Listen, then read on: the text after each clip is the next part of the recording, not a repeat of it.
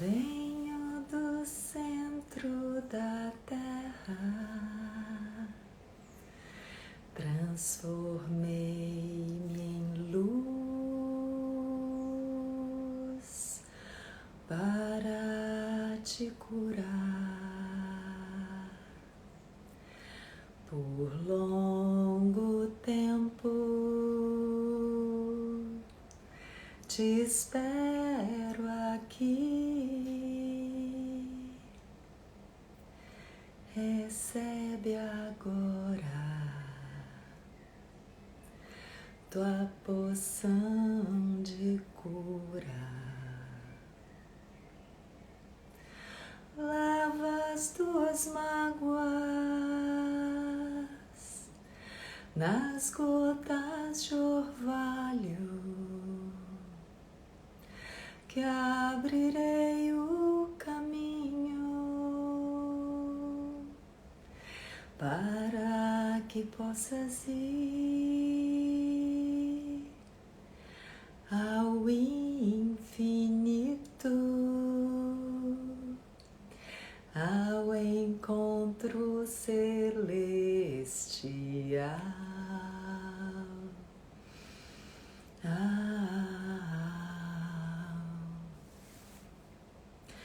Ao encontro celestial.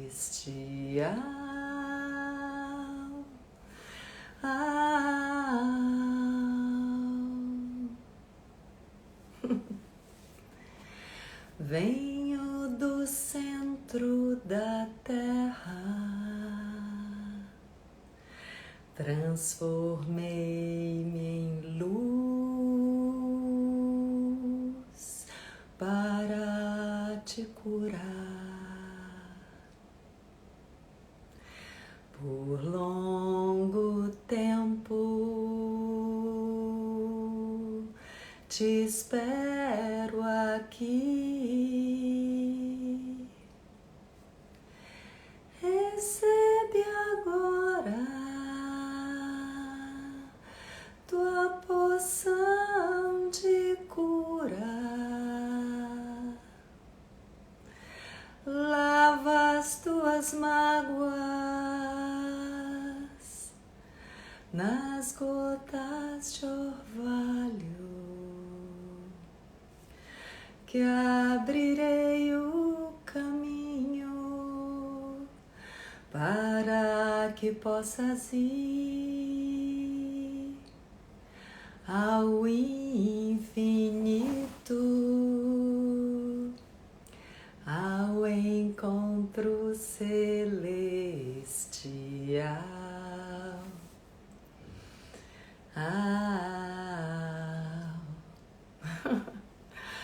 Ao encontro celestial.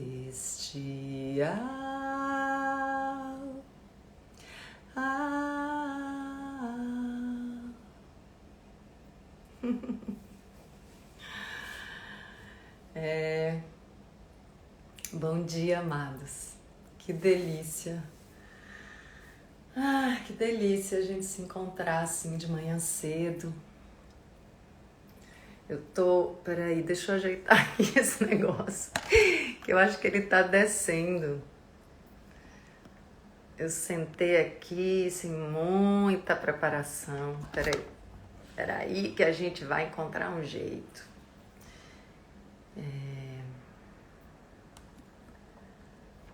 Deixa eu ver. Vixe, piorou. Deixa eu ver aqui. Agora, acho que agora vai. Agora vai.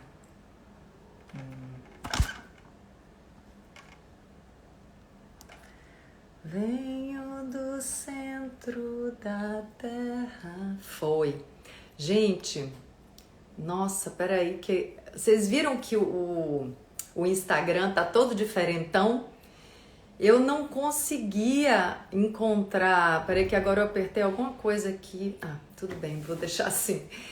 Eu não conseguia achar os comentários, que eu vi que tinham vários comentários dos posts, né? De ontem, de anteontem.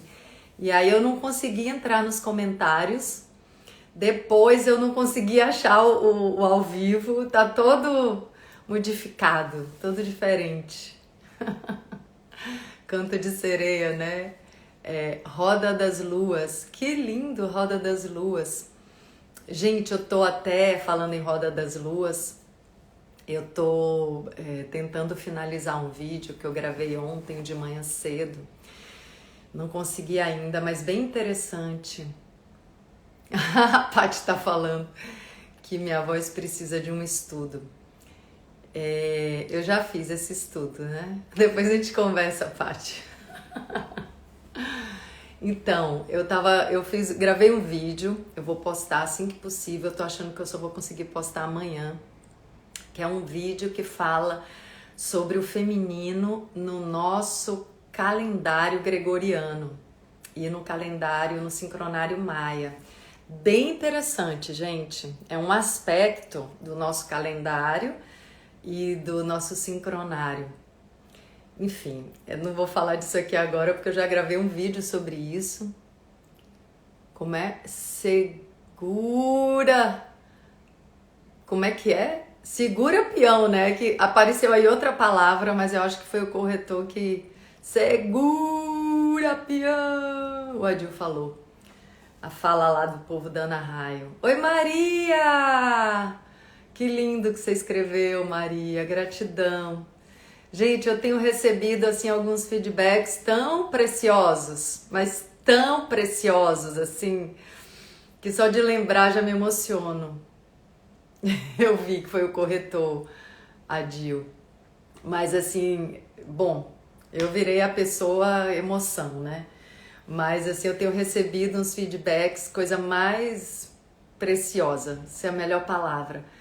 Porque é importante, né? Até quem sente de falar as coisas, né? De compartilhar o que tem sentido nessas leituras e fica um pouco tímido.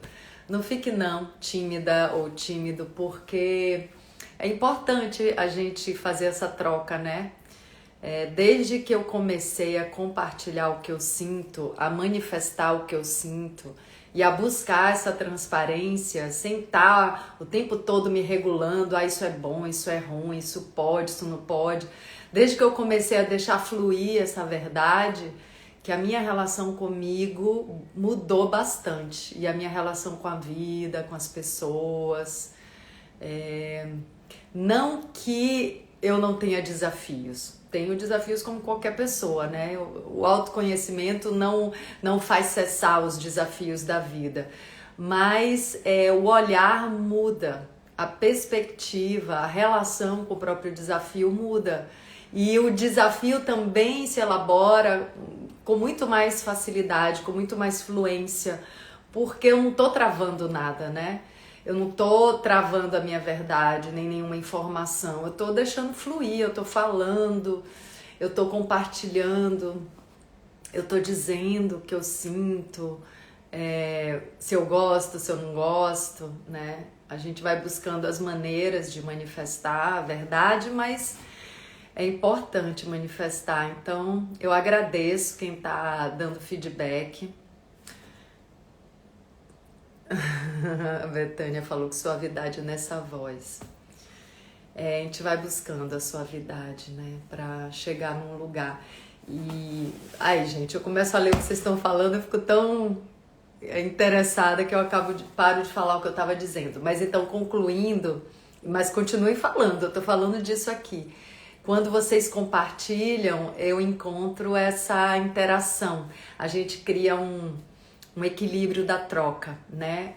Essa é uma das leis do amor, o equilíbrio da troca entre o dar e o receber. Então, é importante para mim é importante o feedback de vocês. Eu tenho recebido alguns feedbacks que estão alimentando essa troca. Então, quando uma ou outra pessoa fala, já é assim, já traz o equilíbrio. Então vamos continuar, né, a nossa leitura do livro A Natureza Oculta e Iluminada. Opa! O medo do sucesso. Então, Hoje, gente, hoje é domingo já. Hoje tem a leitura desse livro, A Natureza Oculta e Iluminada. Eu não consigo falar com vocês assim de óculos. A Natureza Oculta e Iluminada, às 17 horas pelo Zoom. Tem o link da inscrição aqui na bio. Então, quem quiser, às 17 horas a gente vai se encontrar nessa leitura também. E aí é um grupo, né, menor, é um grupo que a gente conversa mesmo, né? Assim, não só eu lendo, a Paty riu, não só lendo, mas também escutando vocês, né? Escutando perguntas, que vocês também podem fazer aqui, claro. Mas tem um outro clima, por enquanto, né? Mas o de hoje é esse aqui. O de agora, quer dizer, o medo do sucesso. É muito bom, né? Poder escrever livros e a gente poder trocar com isso. Então, vamos começar o nosso dia aqui de leitura. Meus óculos. É gostoso usar óculos. Deixa eu contar uma coisa pra vocês. É um momento incrível, né, Paty? Esse outro também no Zoom. A questão do óculos é muito interessante. Eu lembro que quando eu tinha 20 e poucos anos, 24 especificamente, eu fiquei muito afim de usar óculos. Aí fui fazer exame e aí o médico falou, ó, você tem astigmatismo, o oculista, né? Astigmatismo 0,25 numa vista e 0,50 na outra. E o astigmatismo não evolui. E aí eu falei, caramba, então eu tenho isso aí, enfim, é mínimo, sabe, assim, é nada, tipo nada. Mandei fazer 4 óculos, um de cada cor.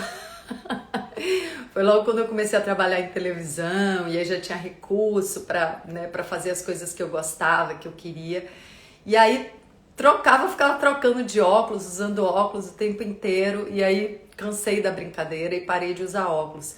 Então, de fato, eu não preciso, né? Não é uma coisa assim que eu inventei, não quero usar, não preciso, não vou usar. Não, o oftalmo, o oculista continua dizendo que você de fato não precisa, a não ser que você esteja sentindo a vista cansada. Então, por exemplo, se eu dirijo à noite eu uso, mas eu senti pela primeira vez na vida, e eu tenho escrito, né? Eu leio, escrevo sem usar óculos de jeito nenhum. Eu tô lendo bastante esses dias e ainda não comecei a escrever o meu próximo livro, mas enfim, tô gestando ele. Mas esses 2 livros eu escrevi sem usar óculos nem uma única vez. Mas é interessante porque desde que eu comecei a ler A Natureza Oculta e Iluminada no Zoom, que eu comecei a usar óculos. E é interessante, né? Eu acho bom não usar o tempo inteiro, porque acostuma.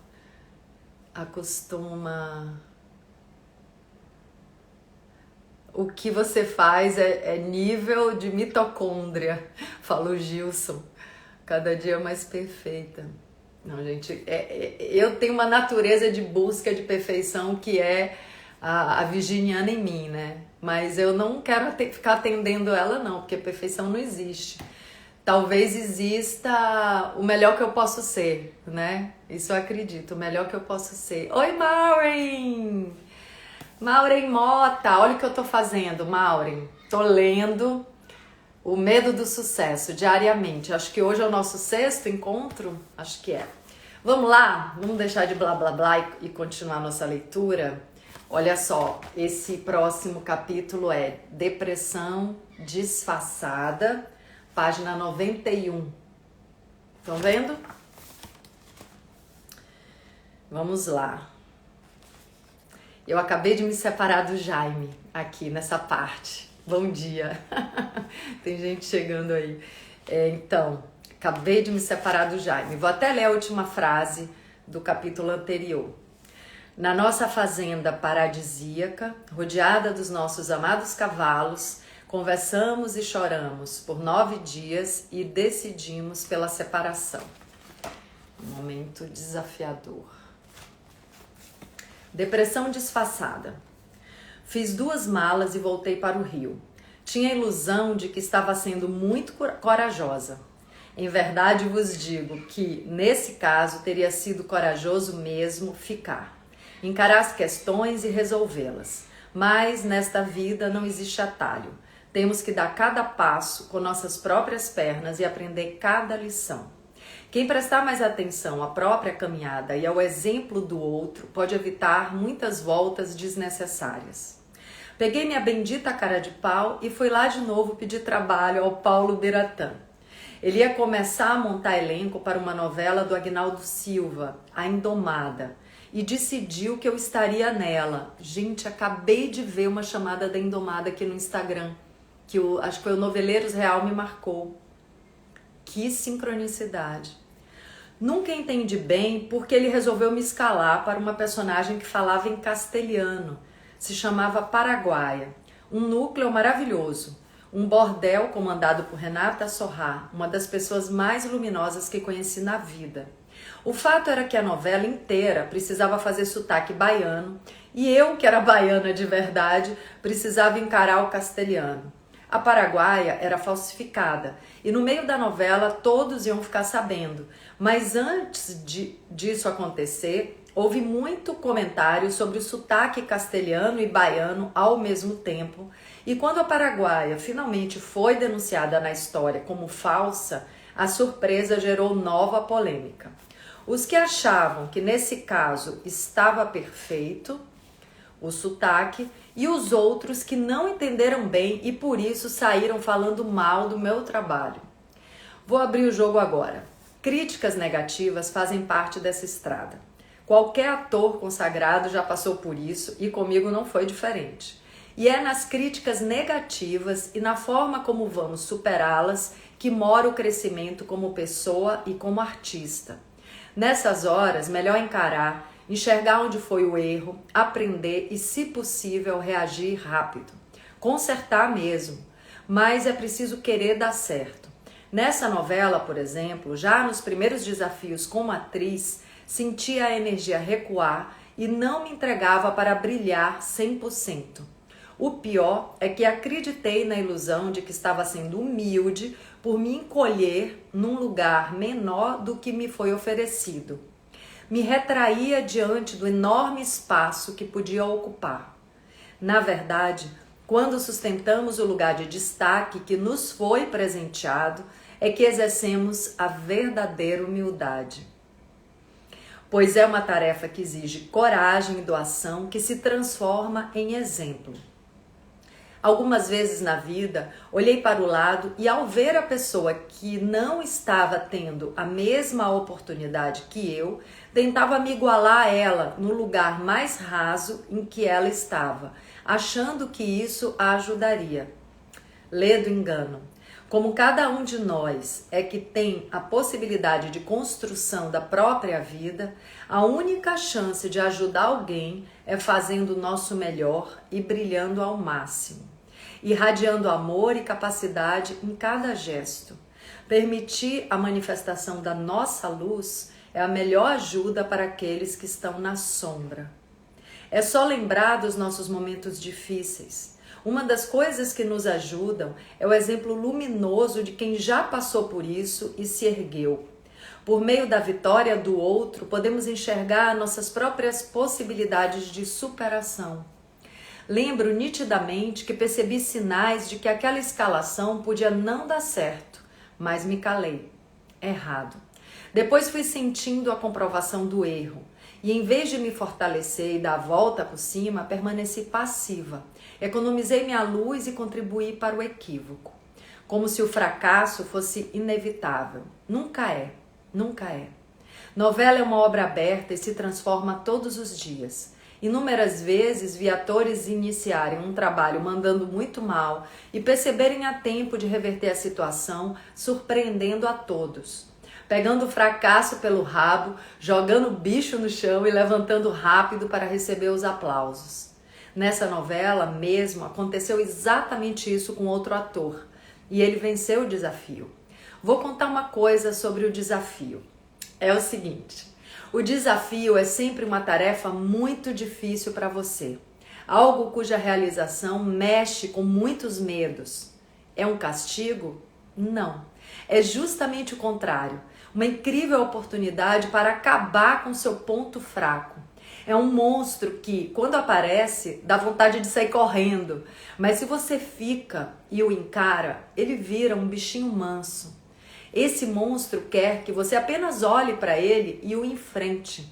Esse é o papel do desafio. Te mostrar teu medo e revelar tua força. Se você foge, será sempre um fraco.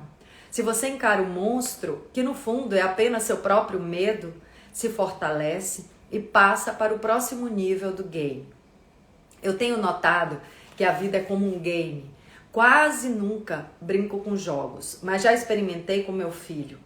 Precisamos percorrer um caminho com vários desafios e, toda vez que caímos na armadilha, morremos. E voltamos para o início do mesmo caminho com os mesmos desafios para ver se aprendemos. A vida é exatamente igual, preste atenção. Como no jogo, temos que vencer os desafios que já conhecemos, porque já passamos por ali, e assim ficamos mais fortes para passar para o próximo nível. No nível mais alto, serão novos desafios e estaremos mais preparados. O problema é que na vida não prestamos atenção e não enxergamos quando um desafio que já nos derrubou lá atrás aparece de novo. Repetimos o mesmo erro, cometemos inúmeras vezes a mesma rebeldia com um amigo, escolhemos o mesmo tipo de parceiro possessivo ou recuamos diante de um medo que já conhecemos. Ficamos repetindo o mesmo nível do jogo, com uma vida estagnada e nos sentindo injustiçados pelas pessoas ou pelo destino. Bem, para mim está bem claro que o mesmo medo do sucesso que me abateu na época de Ana Raio me derrubou dessa vez. Na época de Ana Raio, o sucesso foi tanto que eu inventei ciúmes para estragar um pouco minha vida tão perfeita.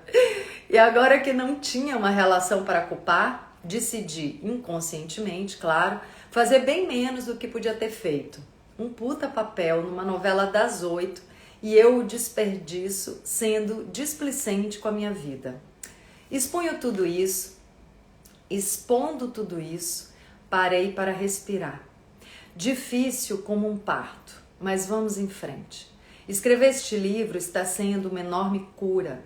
Estou descobrindo feridas mal cicatrizadas e só de ter coragem de olhar para elas já começam a ser curadas. Me expor para você está ajudando a encarar fantasmas, abrindo todas as janelas e deixando entrar a luz. Me expor para você está ajudando a encarar fantasmas, abrindo todas as janelas e deixando entrar a luz.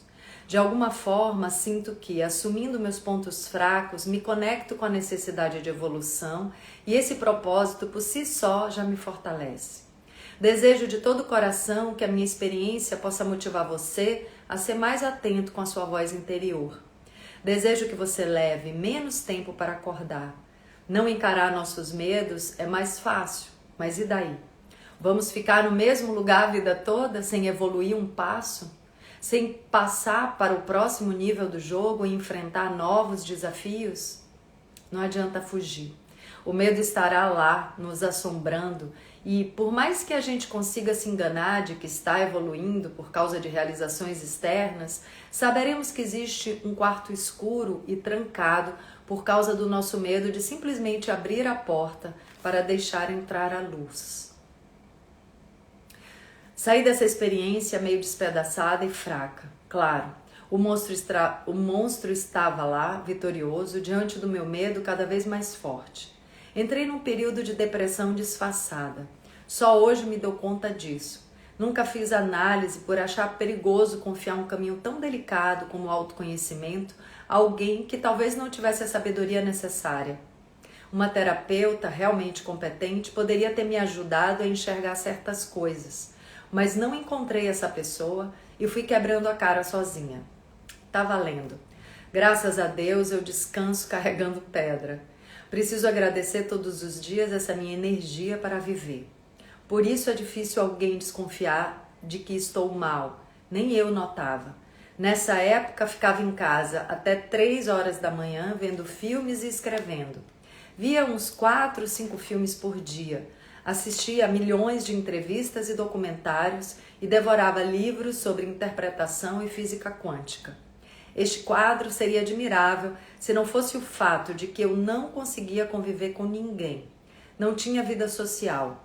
Morava no Leblon, pagando um aluguel caríssimo com o salário da Globo. Corria na praia de manhã e estudava o resto do dia.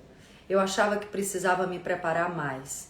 Sempre é bom, mas hoje sei que precisava mesmo era enfrentar meus medos e encarar a vida. Também gostava de ir ao cinema e a palestras nos centros culturais quase todo dia. Foi assim que conheci João Moreira Salles. Estava perambulando sozinha na Fundição Progresso e entrei numa sala onde acontecia uma palestra do João. Assisti extasiada com tamanho conhecimento sobre a história da arte. Graças à minha depressão inconsciente, eu estava mergulhada em estudos e senti vontade de aprender mais com ele. No dia seguinte, descobri o telefone da Videofilmes na lista telefônica, que existia antigamente, e mandei um fax. Talvez você não saiba o que é isso. Era uma máquina, não sei se ainda existe, acoplada ao telefone fixo, em que você colocava um papel escrito, ligava para o local de destino e o destinatário recebia um papel impresso com o que você escreveu. Tipo uma xerox enviada pelo telefone, não sei explicar. Nessa época só existia telefone fixo e não existia internet. Sim, sou velha. No fax eu falava diretamente com o João, dizendo que tinha amado a palestra e que gostaria de assistir a outras, e perguntava quando seria a próxima. Para minha surpresa, ele me ligou na hora que recebeu. Disse que aquela tinha sido a primeira palestra que ele fez por insistência de amigos, que estava feliz por eu ter gostado e que se eu juntasse um grupo de pessoas interessadas e ajudasse a organizar, ele poderia participar de 1 ou 2 encontros por mês. Pirei. No mesmo dia fui na fundição falar com o Beto, que administrava o espaço.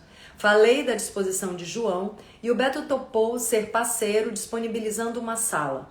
Falei com as pessoas do meu convívio, que não eram muitas, e juntamos uma turma de umas 10 pessoas. Pedi que chamassem mais gente, mas o João nessa época não era conhecido e o grupo ficou pequeno e muito seleto. Sorte nossa. Eu ia na Videofilmes ajudar a fotografar as imagens que ele utilizaria nas aulas e dentre os alunos que não faltavam, tinha a diretora Nádia Bambirra e o diretor de fotografia Walter Carvalho. Uma vez por mês nos encontrávamos e o João, com a sua bagagem incrível, falava até 2 horas sobre pintores de todas as épocas. Ele nos mostrava cada expressão dos personagens como modelos de atuação e revelava significados na composição das pinturas. Também fazia reflexões sobre filmes de ficção e documentários, revelando suas características como linguagem, a linha tênue entre esses gêneros e muitos outros temas ligados às várias manifestações da arte. Ficávamos todos boquiabertos com tanta erudição e ele sempre dizendo que não sabia muita coisa. Eu achava um absurdo tanto conhecimento em alguém que sabia falar lindamente, mas achava que não interessaria muita gente. Digo que, nesse 1 ano de grupo de estudo, o João começou a participar de outros encontros, inclusive em comunidades carentes, e a coisa cresceu muito. Fez trabalhos polêmicos e aclamados e se tornou um palestrante concorrido. No período de 1 ano, isso foi tudo que fiz. Você pode dizer que eu me mexia e fazia as coisas acontecerem. Concordo, mas podia estar usando essa mesma energia para realizar muito mais, se tivesse menos medo. Nessa época, tudo que fiz tinha índice de exposição 0 e não explorava completamente minhas possibilidades. Para uma pessoa com 30 e poucos anos, cheia de energia e desejo de expansão, é pouco. Para mim, isso era acomodação e medo de me expor. Tanto que, no final desse 1 ano parada, o contrato com a Globo terminou e como eu não demonstrei grandes interesses em outros projetos, eles não renovaram. Caí da rede. Graças a Deus, muitas vezes na vida eu só acordei quando tomei um susto. De repente não teria mais salário. Teria que sair do apartamento no Leblon e correr atrás de trabalho. Então recebi uma ligação que salvou a pátria. Alguns meses antes disso acontecer, eu tinha ido a São Paulo para conhecer Carlos Reichenbach. A produtora de elenco, Vivian Golombek, me ligara dizendo que o Carlão queria me conhecer pessoalmente para um possível papel em um filme dele, Dois Córregos. Como eu amo cinema, concordei na hora e resolvi fazer um bate-volta Rio-São Paulo para conhecer o Carlão. Saí cedo do Rio e cheguei no início da tarde em São Paulo. Carlão, muito simpático, me levou para uma sala, me colocou na frente de uma câmera rodando e ficamos um tempão batendo papo. Foi assim o teste. Saí de lá, peguei meu carro e voltei para o Rio. Me esqueci daquilo. Achei que não tinha rolado e tudo bem. Então, atendi o telefone, já desempregada, desesperada, e a Vivian, do outro lado da linha, disse: Ingra, o Carlão nesse tempo todo sempre quis você no papel. Vamos fazer? Era tudo que eu precisava ouvir. Estava, havia um ano, estudando sem parar e agora recebia dos céus uma oportunidade dessas. De repente me enchi de coragem e decidi que me arriscaria me entregando a esse trabalho de corpo e alma. Dito e feito, foi um dos trabalhos mais lindos que fiz. Me imbuí de uma concentração e determinação poderosas. Liguei para minha família em Salvador e avisei que estava viva, mas que ia ficar quase sem me comunicar por 2 meses. Mandei uma passagem para minha amada irmã Cândida vir fazer minha mudança para um apartamento mais barato e segui para Dois Córregos. É tanta bênção que eu tenho uma irmã produtora competentíssima que me ama e faz esse tipo de favor com o maior prazer. Dois Córregos é uma cidade pequena no interior de São Paulo. No filme, eu ia trabalhar com 2 atrizes iniciantes que, por esse motivo, tinham feito preparação com Fátima Toledo, a pianista Luciana Brasil e Vanessa Goulart. Nesse momento, a Fátima já estava bem famosa e, como eu tinha tido uma boa experiência com ela, pedi para fazer preparação também. O Carlão não autorizou. Achei estranho, mas acatei. Também acatei a decisão dele de eu não conhecer Carlos Alberto Richelli antes das filmagens. Hoje eu vejo que o Carlão foi muito inteligente ao cuidar para que a gente só se encontrasse no set. O meu personagem e o do Richelli precisavam ir se encantando um pelo outro, mas sem intimidade nenhuma no início. A cumplicidade teria que ir nascendo aos poucos e nós fomos construindo isso lindamente. Esse foi um trabalho em que usei todas as ferramentas possíveis. Estava cheia delas e louca para me divertir com isso. Escolhi uma trilha sonora que me dava o tom antes de cada cena e estudei muito a partitura emocional da minha personagem no decorrer da história. O Carlão percebeu e começou a colocar música no set para inspirar antes do ação. Eu dizia coisas para meus colegas fora de cena, imediatamente antes de entrar para provocar estados reais de emoção e utilizei muitos outros aprendizados que tinha incorporado no último ano. Eu gosto da verdade em cena e tinha estudado vários processos que servem a este propósito. Claro que há limites e muitas vezes vivo um sentimento platônico unilateral só para me alimentar internamente. Toda a vivência nos bastidores servia às relações estabelecidas na ficção. Eu era uma governanta que cuidava de 2 adolescentes e me apaixonava pelo hóspede misterioso, um parente distante da família que se mudava para aquela casa por ser perseguido político. No dia a dia, criei uma relação de mãe com as meninas e mantive distância do Richelli, até a hora em que os 2 personagens finalmente se entregavam um ao outro, mas a intimidade de almas nunca acontecia, como 2 amantes que pertencem a diferentes mundos. Fiz cenas dramáticas e românticas das quais me orgulho. Foi um presente de vida ter recebido a oportunidade de viver a Teresa depois de tanto estudo. Ganhei alguns prêmios dentro e fora do Brasil com esse filme. Aliás, o prêmio em terras portuguesas foi por unanimidade e numa mostra na França recebi elogios ao meu trabalho me comparando a Emma Thompson. O mais incrível é que inicialmente eu não era a protagonista e acabei me tornando. Não pelo tamanho do papel, mas pela quantidade de prêmios como atriz principal que recebi e pelos inúmeros elogios da crítica que ainda vou pôr num quadro e pendurar na parede. Vou citar um crítico em especial, lá na frente. Cinema é assim, você roda e esquece, faz 1000 coisas e um dia alguém te liga avisando que o filme está pronto e vai ser lançado. Me acompanhe. Acabou o filme e de novo estava desempregada, o que é normal. Eu não pensava muito nisso, mas naturalmente tinha uma reserva curta de dinheiro para a entre-safra. Enquanto você é uma pessoa que recebe convites constantemente, tudo bem. Mas corre o risco de não ter tanta oportunidade e ficar na mão ou de ter que fazer um trabalho que não quer só porque está precisando de dinheiro para pagar as contas. Foi o que aconteceu. Minha empresária Lúcia Colucci, que me foi apresentada pela Carolina Ferraz e acabou virando uma grande amiga, me ligou e disse que uma produtora de São Paulo queria me contratar para fazer uma novela que ia passar na Record. A novela se chamava Louca Paixão e eu seria uma presidiária perigosa. A princípio recusei. Não queria de jeito nenhum fazer esse papel. Iríamos gravar num presídio de verdade desativado. Isso ajudaria na interpretação, mas seria uma energia pesadíssima. Relutei muito, mas acabei cedendo.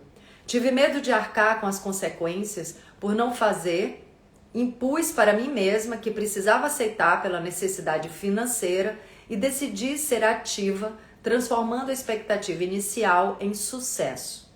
A princípio achei que ia sofrer horrores e talvez não valesse a pena. Foi a maior surpresa da minha vida, mas trabalhei para isso. A jornada começou. A figuração era feita por atrizes e ex-presidiárias por decisão de Jacques Lagoa, nosso diretor. Amei trabalhar com ele. Exigia muito de mim e aquela atmosfera pesada me despertou um lado selvagem e assustador. Decidi que ia avançar mesmo com medo. Não queria de jeito nenhum repetir o erro de não encarar o desafio.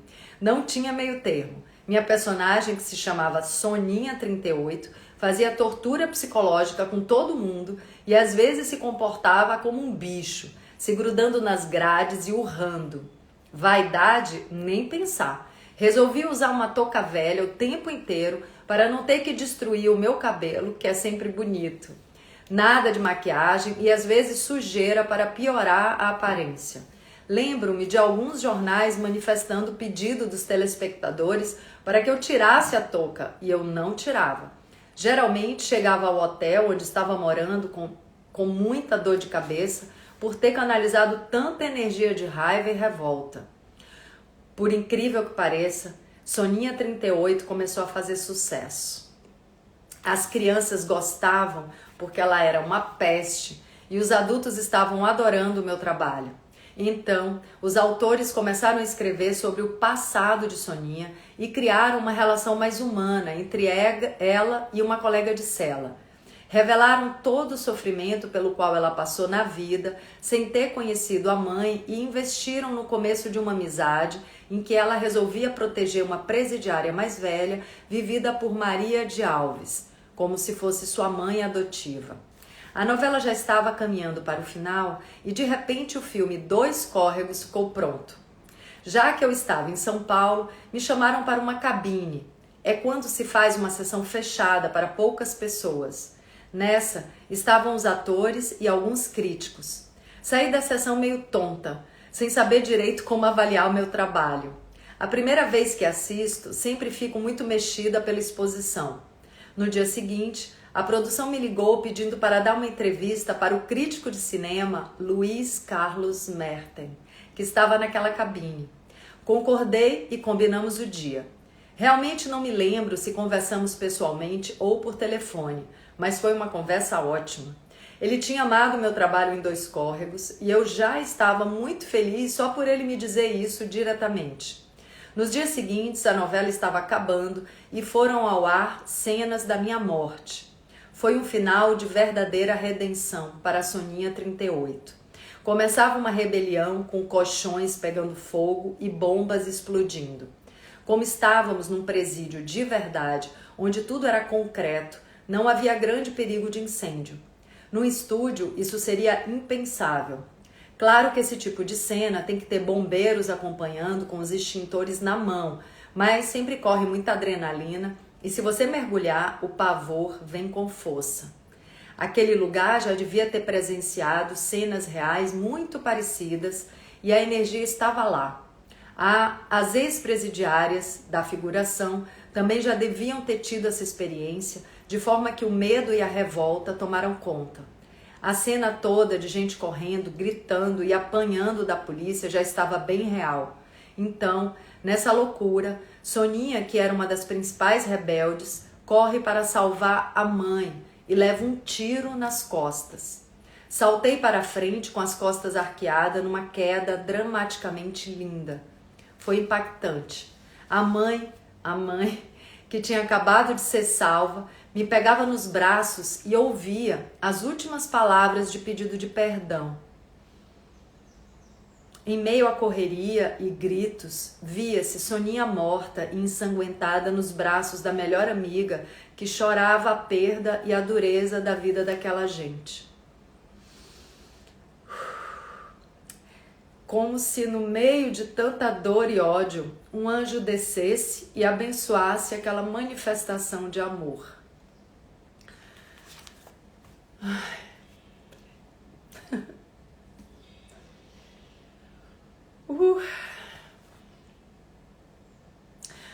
Poucos dias depois, no jornal O Estado de São Paulo, a capa do segundo caderno anunciava o voo de uma estrela. Era eu em página inteira, sendo muito elogiada por Merten pelo filme Dois Córregos e pelas cenas do final da novela da Record. Quem diria? Um trabalho que eu não queria fazer de jeito nenhum, depois de um ano parada e deprimida.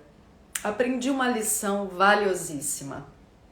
A gente acha que sabe o que é melhor, mas nossa visão é parcial e podemos nos enganar. Quantas vezes somos chamados para um trabalho e pensamos que vai jogar a vida para cima? Peraí. Para nós.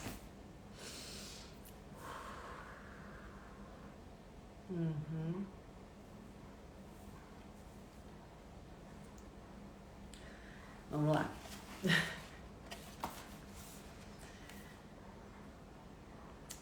Quantas vezes somos chamados para um trabalho e pensamos que vai jogar a vida para cima e não sai do raso?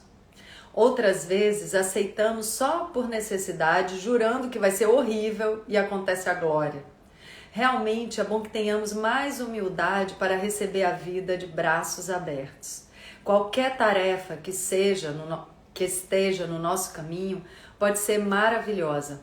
Se nos entregamos, no mínimo, será uma experiência muito feliz e com certeza vai gerar bons frutos no futuro.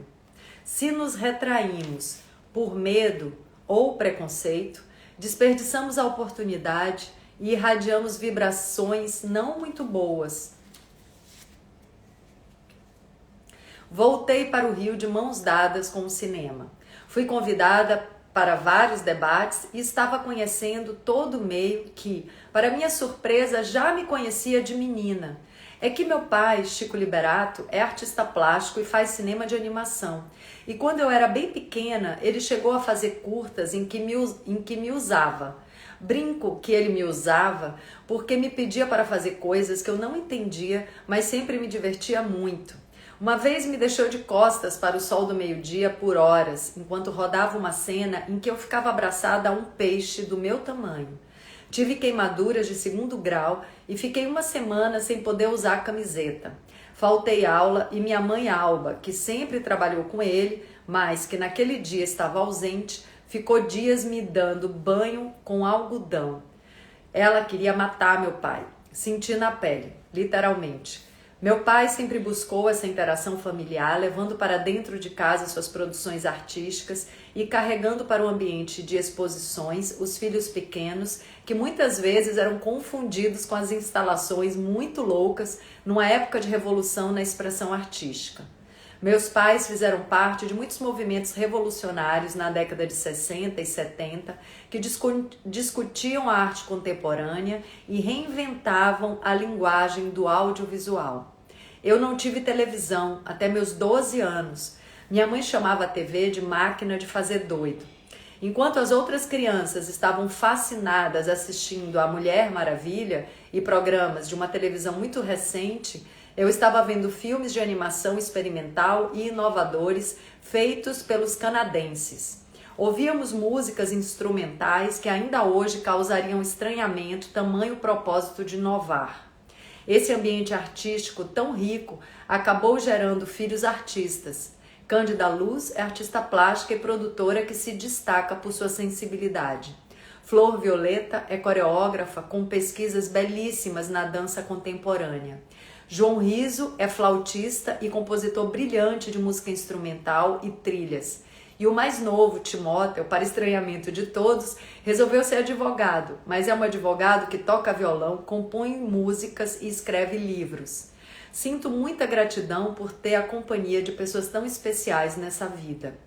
Toda noite sentávamos juntos e minha mãe lia livros de Monteiro Lobato, Irmãos Grimm e às vezes rolava Jung ou a Bíblia, onde ela nos apresentava um Jesus Cristo revolucionário. Eu gostava das leituras, mas lembro que toda sexta tinha um homem de 6 milhões de dólares na TV e eu ficava rezando para ir visitar algum parente só para assistir. Eu era apaixonada por essa série americana e fascinada por televisão. Ainda hoje, se tem uma TV ligada, eu fico hipnotizada olhando. Por isso, na minha casa, não ligo nunca. Só se puder parar tudo para assistir. Ela me domina completamente. Talvez seja por causa do excesso de controle sobre o consumo de TV na minha infância. Mesmo quando minha mãe comprou um aparelho, a gente tinha que escolher uma porcaria por dia. Era difícil. No fim, eu gostava mesmo, era do quintal, e graças a esses pais artistas, todos os cineastas consagrados já tinham cruzado comigo pequena. Lembro quando nas primeiras aulas com João Moreira Salles, o Walter Carvalho veio falar comigo. Eu dizendo muito prazer, cheia de deferência por receber um ilustre fotógrafo do cinema na nossa singela turma, e ele falou: "A gente já jogou bola juntos." Caí para trás. Sério? Então ele me contou que nos anos 70 tinha ido à minha casa em Salvador para conhecer uma máquina de filmar desenhos que meu pai inventara junto com Celso Campinho, fotógrafo baiano. Contou que, depois de almoçar embaixo de uma mangueira, fomos jogar bola com os trabalhadores dos sítios. E eu e a minha irmã Cândida, com 10 e 8 anos, também fomos jogar com eles. Achei essa história incrível e um dia ainda vou pegar a foto que ele bateu do meu pai com sua invenção. Voltando. Nessa nova temporada no Rio, conheci Denise Del Cueto, produtora de elenco para festivais e filmes. Foi amor à primeira vista. De cara ela me levou ao Festival de Brasília e então nunca mais parei de frequentar festivais. Ela fazia os maiores e sempre tinha um curta ou um longa do qual eu fazia parte. Pouco tempo depois dessa recente amizade, Denise foi chamada para fazer o elenco de um filme da Florinda Bolkan. Eram 4 irmãs e estavam procurando uma atriz para fazer a mais nova. Denise me indicou e fui uma tarde à casa da Maria Zilda para conhecê-las. Nos demos todas muito bem. Fizemos uma leitura e decidimos que o elenco estava definido. Eu viajaria uma semana depois para o Ceará e não tínhamos muito tempo de preparação. Para nos entrosarmos um pouco, saímos dali e fomos comer rã na lagoa. É isso mesmo, rã. Foi a primeira e única vez que comi. Era gostosa, parecia frango, mas aquelas perninhas de gente causavam uma sensação estranha e nunca mais na vida colocaram um prato com rã na minha frente. Melhor. Fiquei 2 meses no Ceará, entre Fortaleza, Canoa Quebrada e uma região de serra lindíssima. Acho que nunca me diverti tanto. Filmava de dia, dançava forró à noite e meu papel ia crescendo. Vou explicar. Houve algumas brigas entre pessoas do filme e essas pessoas queriam fugir do set. Como eu estava completamente de bem com a vida, acabei entrando em cena onde minha participação não estava prevista. e ainda ajudei os que brigaram a se comunicar, já que nem se olhavam. Se quiser, aprenda isso. Sua disponibilidade e energia no set determinam muitas oportunidades de ter a câmera apontada para você. Talvez também com esse filme, ganhei alguns prêmios e tive uma experiência incrível no Festival de Cinema de San Sebastián, na Espanha. Como a Florinda é uma atriz brasileira que mora na Itália, já foi musa de Antonioni, trabalhou com muitos mestres do cinema e é consagrada na Europa, foi convidada para apresentar seu filme lá e me chamou para ser atriz brasileira presente. Aceitei na hora. Nunca tinha ido a um festival desse porte e fiquei impressionadíssima com o tamanho dele e com a popularidade de Florinda. Só artistas internacionais, muitas entrevistas para canais do mundo todo e uma cicerone só para a nossa pequena equipe de 3 pessoas. O que aconteceu foi que na primeira noite resolvi ir a uma festa do festival e conheci muita gente da organização. No dia seguinte de manhã, um produtor me liga convidando para um jantar que seria oferecido ao Robert De Niro, o grande homenageado. Passei o dia com Florinda divulgando o filme e contei para ela sobre o convite. Ela não tinha sido convidada e me aconselhou a ir, claro. À noite, um carro me pegou e lá fui eu, sozinha. Eles tinham fechado um restaurante muito charmoso e havia umas 20 pessoas numa grande mesa, todos já meio altos. Me receberam na maior festa e me colocaram sentada em frente ao Robert De Niro, que era carinhosamente chamado de Bob. Conversei muito com ele por ser baiana e ele já ter ido algumas vezes à Bahia na companhia do meu amigo Heitor Reis e Neville de Almeida. Falamos de muitas coisas e todos eram muito simpáticos comigo, especialmente De Niro e Julian Schnabel, diretor que estava prestes a rodar Before Night Falls ou Antes do Amanhecer, que deu a indicação ao Oscar a Javier Bardem. Lá pelas tantas já estavam todos bêbados de vinhos incríveis e nessa época eu não bebia nada. Sempre fui muito desinibida e nunca senti necessidade ou vontade de beber. Acompanhava o ritmo e a alegria de todos como se também tivesse bebido, mas o fato é que sempre sentia sono já à meia-noite, tanto que nos festivais brasileiros tinha um apelido de Cinderela por sempre ir dormir nesse horário. Passado um tempo, colocaram salsa para tocar e começamos a dançar. Dancei com um ator jovem de rosto muito familiar e me diverti com Javier Bardem na salsa. Danço todas as danças de salão e o Bardem já teve pousada em Búzios, maior pé de valsa na salsa e outras danças latinas. Dancei muito e estava super enturmada quando decidi ir embora para dormir. De repente, achei que era demais seguir a noite com eles esticando para uma danceteria. Ninguém entendeu porque eu estava indo embora e De Niro chegou a ligar para meu hotel perguntando se eu realmente não queria sair com eles. Já está tarde, eu disse, como se fosse uma criança pequena. Não precisava acordar cedo e não estava cansada. Tá, tudo bem. Talvez ele estivesse com segundas intenções, mas era só eu botar o meu limite. No fundo, senti medo dessa expansão. Tive a possibilidade de me aproximar ainda mais de pessoas muito importantes na minha área e fui arrogante, convencida de que estava muito certa. Escolhi me iludir com preconceitos ligados ao que os outros achariam e me isolei. Desejo que, com o passar dos anos, eu tenha construído um pensamento mais livre de tabus. Como disse Pablo Picasso, é preciso muito tempo para se tornar jovem. É uma grande perda de tempo sofrer com a opinião do outro, se ela estiver errada. A verdade da situação vai prevalecer, protegendo quem foi alvo de má fé. O que os outros pensam ou dizem é um castelo construído na areia e se desfaz diante da primeira onda de verdade. Hoje considero a preocupação com a opinião dos outros como mais uma desculpa para recuar diante dos caminhos oferecidos pela vida. Arrogância disfarçada de autopreservação. No dia seguinte, soube que ficaram até amanhecer o dia dançando num lugar perto do hotel. Passei um tempo arrependida daquela criancice, mas já era tarde. dessa vez tarde mesmo. A essência da felicidade é não ter medo. Friedrich Nietzsche.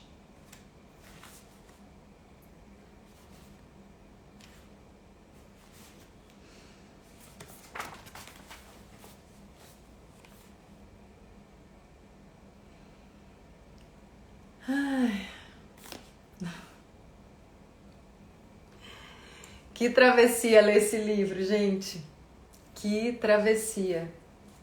Olha que interessante. Tinha esse desenho numa das páginas. É um desenho de meu pai e tem a ver com o curta dele. Como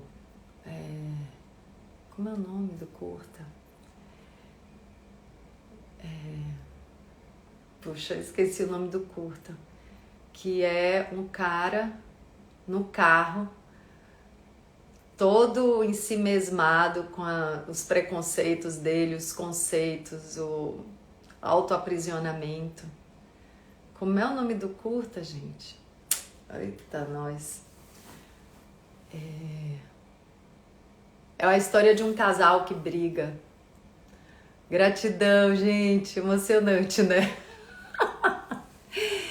Sabe que eu achei bem interessante essa leitura, porque teve uma parte ali, quando eu falo, né, do que aconteceu quando eu fiz A Indomada, que foi uma parte muito difícil de escrever para mim. Foi uma parte onde eu tive que assumir, assim,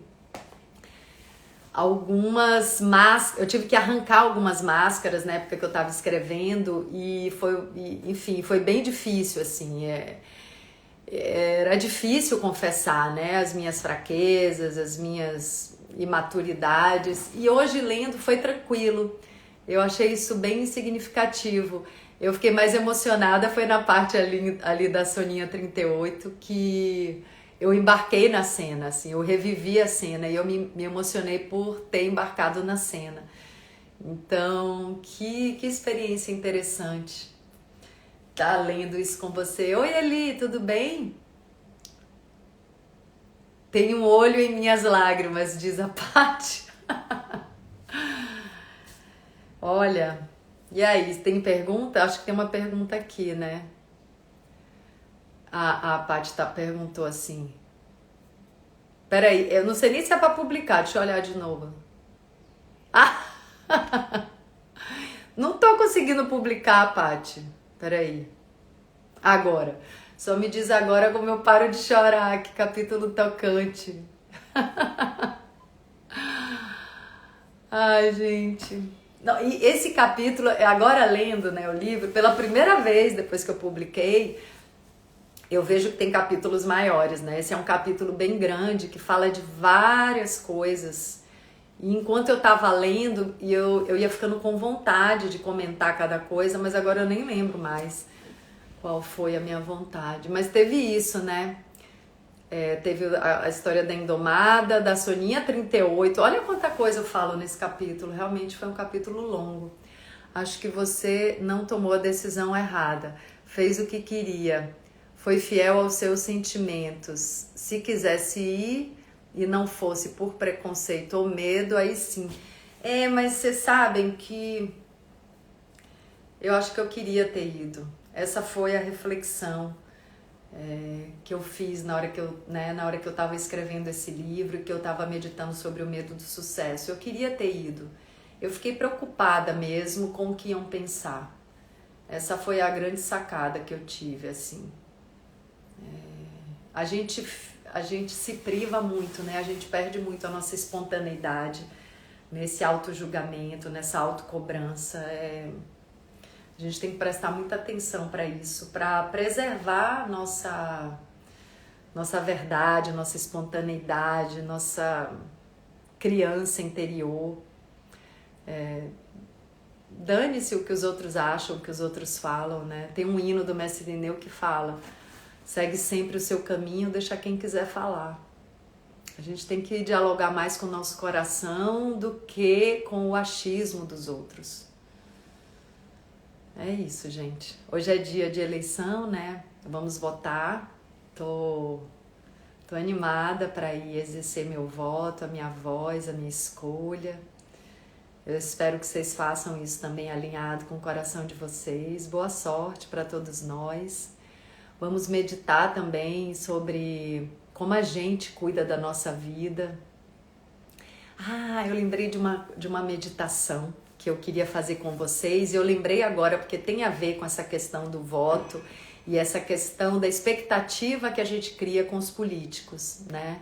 Eu acho que é bem importante a gente colocar pessoas que a gente acredita nesse lugar de administradores, né? Esse lugar de síndico da cidade, síndico do município, então, e os nossos representantes também na Assembleia, então isso tudo é bem importante, mas é fundamental que a gente assuma a nossa vida.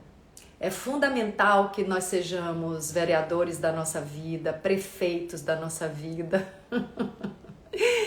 Que a gente pare, pelo amor de Deus, de colocar a responsabilidade das nossas vitórias na mão do outro, das nossas conquistas na mão do outro.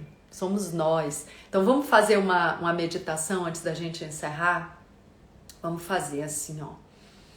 A gente fecha os olhos um pouco, respira. Aí eu quero convidar vocês a se conectarem com seu coração e sentirem profundamente o que você sente falta nesse momento.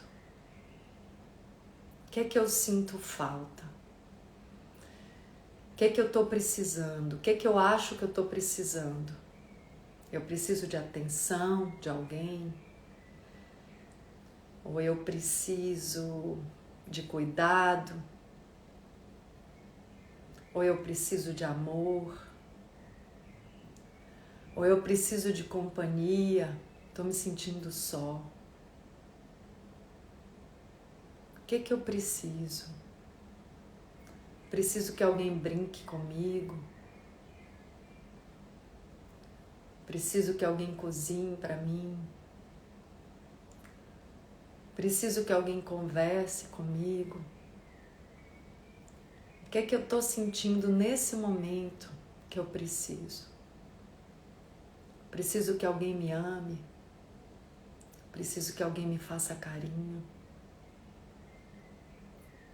Preciso que alguém abra os caminhos para eu deslanchar profissionalmente?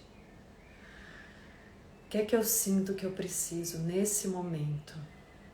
Vamos nos conectar com esse precisar, com esse querer.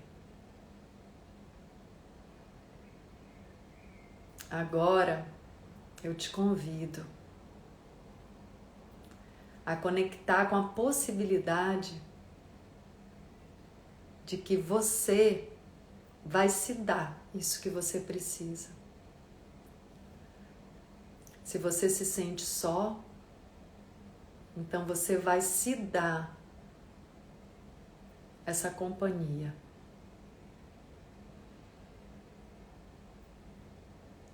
Você vai olhar para você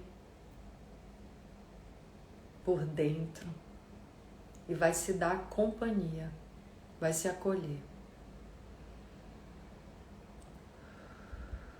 Eu estou aqui para ficar comigo. Eu sou a minha melhor companhia.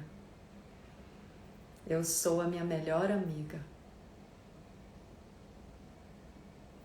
Eu estou me dando tudo o que eu preciso. Se você quer amor, então agora você se conecta com a sua fonte de amor. E você vai se dar amor. Pode até se abraçar um pouquinho. Se dá amor. Eu me dou amor. Eu me acolho.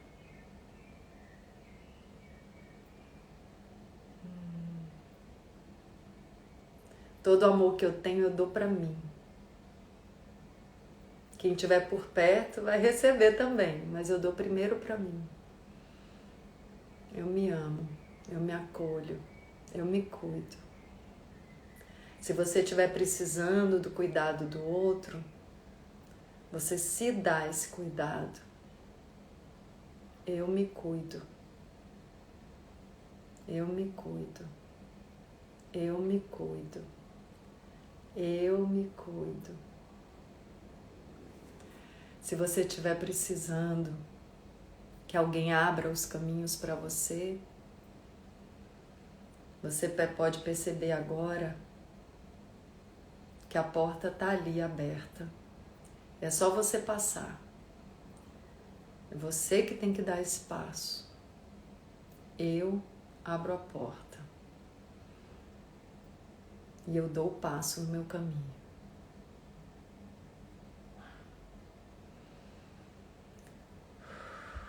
Eu me dou a chance de brilhar.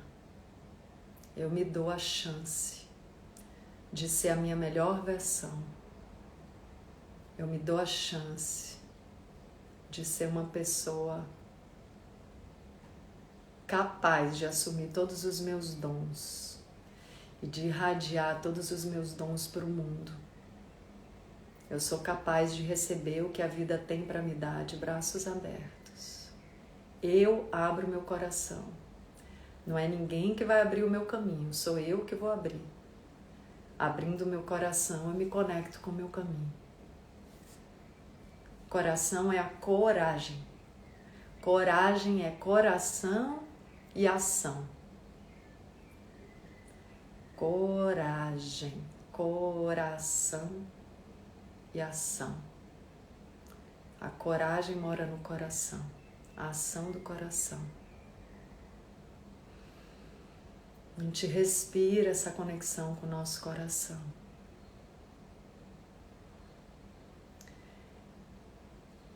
Então a gente respira o nosso auto-amor, o nosso autocuidado, a nossa própria companhia e a nossa coragem. A gente percebe que tudo que a gente espera do outro somos nós que nos damos. Não é o outro que nos dá. Eu me dou essa companhia e esse acolhimento.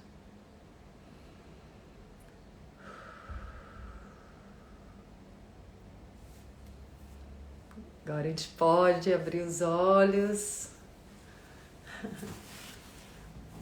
Nos dá prazer. Se a gente quer que alguém nos dê prazer, alguém falou aqui de prazer.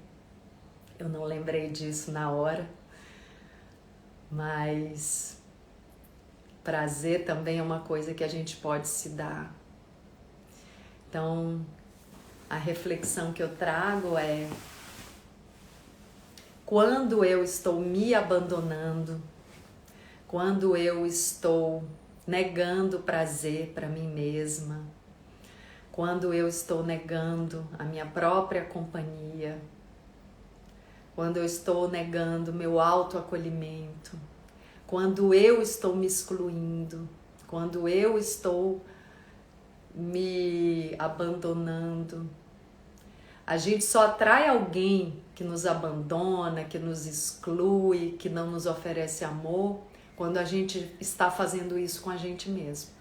Quando a gente está vibrando no desamor e no autoabandono. Aí a gente atrai alguém que faz isso. Porque essa pessoa que foi atraída por essa vibração de autoabandono chega para nos mostrar que nós estamos nos abandonando. Então, esse é o convite que eu deixo para vocês. Foi, Eli! Que bom que foi lindo para vocês. Olha, obrigada pelos corações, gratidão pelos corações. Vamos encerrar esse encontro com esse sentimento de autoacolhimento. Gratidão também, Janete. Ah, peraí que tem coisa aqui escrita. Deixa eu olhar aqui rapidinho. Gente, eu vou ver as coisas no fim, né? Mas eu já vou encerrar mesmo. Você já fez os mutantes, você pode gravar um vídeo, você falando o meu nome? Pode ser, vamos ver isso. A gente fala em box. Bela homenagem seria você atuar em Pantanal na Globo, sendo a Madeleine na segunda fase. O futuro a Deus pertence. Tenho 60 anos e ainda sofro isso. O que vão dizer? Ai, gente, abandone isso. Porque você está se abandonando para atender essa expectativa do que os outros vão dizer. Você está se abandonando. Então, abandone essa ideia já. Escolha você. Então, já que hoje é um dia de escolhas, eu vou deixar aqui essa reflexão. Escolha você mesmo. Escolha você própria. Escolha o seu coração, escolha a sua alma. Escolha se fazer companhia, se dar amor, se dar prazer, se dar carinho. Faça uma comida que você gosta. Coloque todo o amor nessa alquimia na hora que estiver cozinhando. Se dê tempo, coma devagar. Se dê prazer, coma o que você gosta e que também faça bem para a sua saúde. Se dê descanso depois que você sair, voltar, se dê descanso. Se dê um dia de tranquilidade, de relaxamento, de prazer. Molhe uma planta, plante uma planta, ou vá na rua e olhe para uma árvore, coloque a mão no tronco dela, sinta a ancestralidade da nossa família humana através dessa mãe natureza, dessa fonte de vida. Se conecte com algo maior hoje.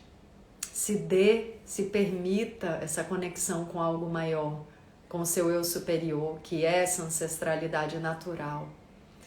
Faça alguma coisa que você gosta para você. E você vai irradiar prazer para todas as pessoas no momento que você se acolher. É isso. Gratidão, amados. Quem quiser, às 17 horas, a gente vai estar lendo A Natureza Oculta Iluminada. Então eu encontro vocês mais tarde. É 18, né, Paty? Ficou 17 ou ficou 18? Ficou 18 horas, agora que eu me lembrei. Nem sei se a Paty me corrigiu quando eu falei antes. É às 18, né, Paty? Vou esperar só você responder isso. Tomara que você ainda esteja aí. Porque, isso, 18, pronto. Então quem quiser vai ser às 18, a gente mudou para 18 porque hoje é dia de eleição. Então as pessoas, né, tem até às 17 para votar e aí vai dar tempo. O Tice também tá aí falando 18. Maravilha. Até às 18 horas, gente. Amo vocês, viu? Gratidão pela companhia, pela parceria.